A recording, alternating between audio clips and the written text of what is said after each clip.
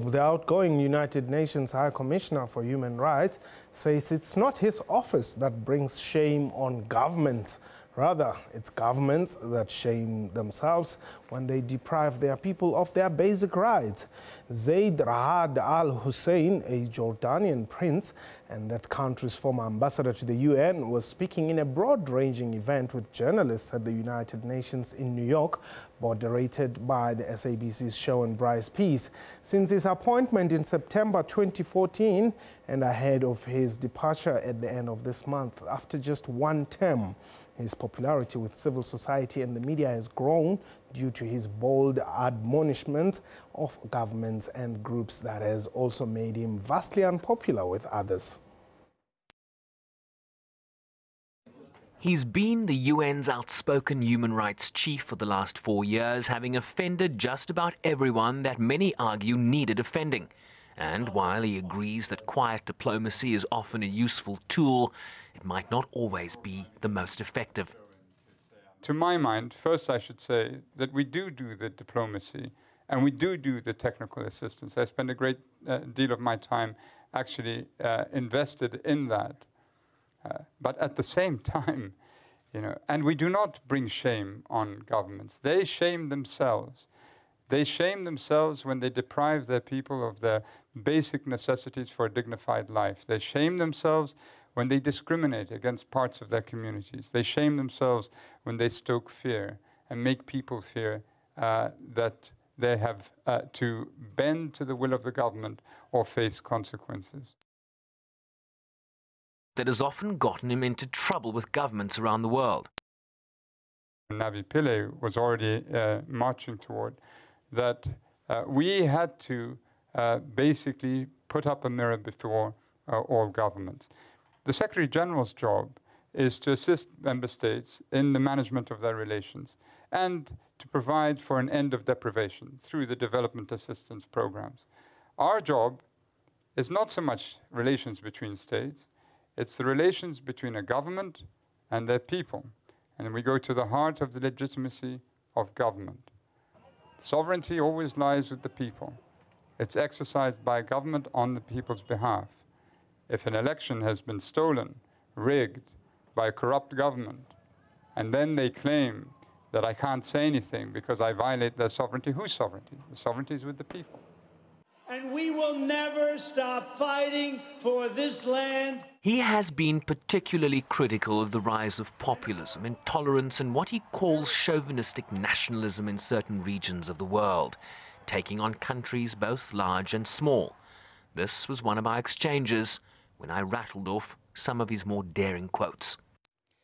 Quote, Trump is guilty of state-sponsored child abuse.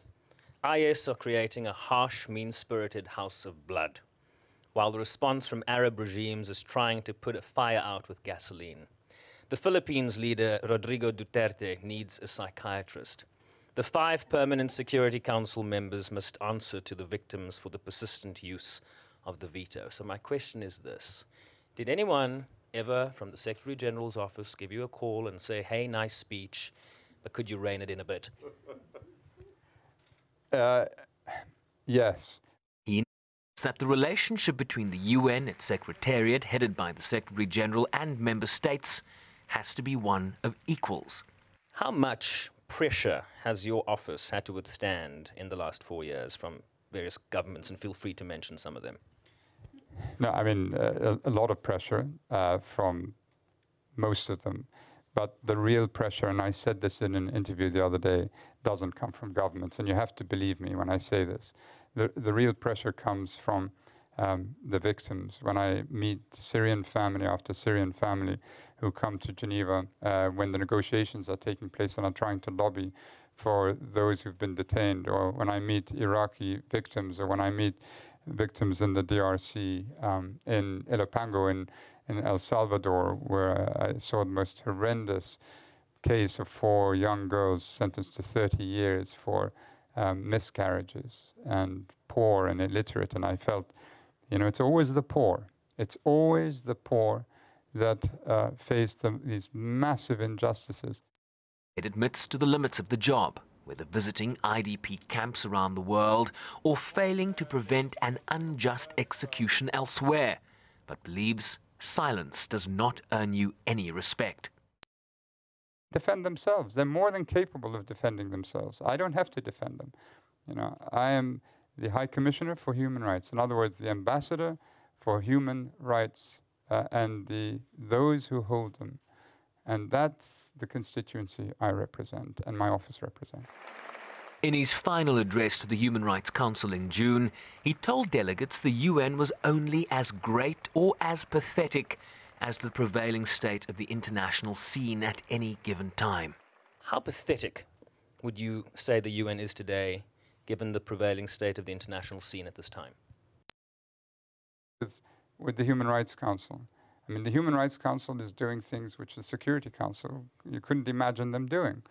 It produced a fact-finding mission on Myanmar. The report is coming out very soon, and we all expect it to be quite a strong report.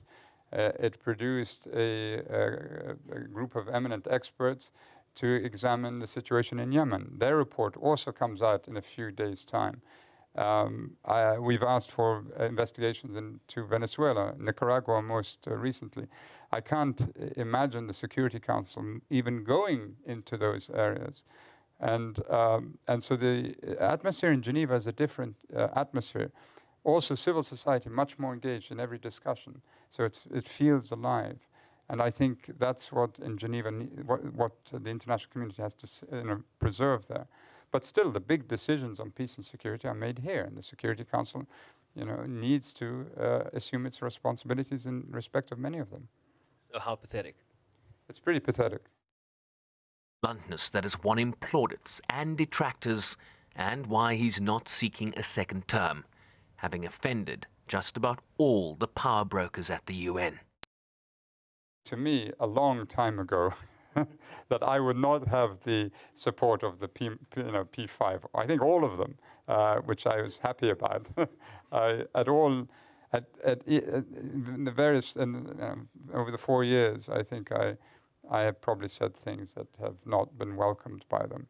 And certainly 3 out of 5, but probably 4 out of 5. And the 5th one, the foreign minister doesn't like me at all. His advice to his successor, always be fair, and that no one should be above comment when it comes to violations of human rights. Sherwin, Bryce-Pease, SABC News, New York.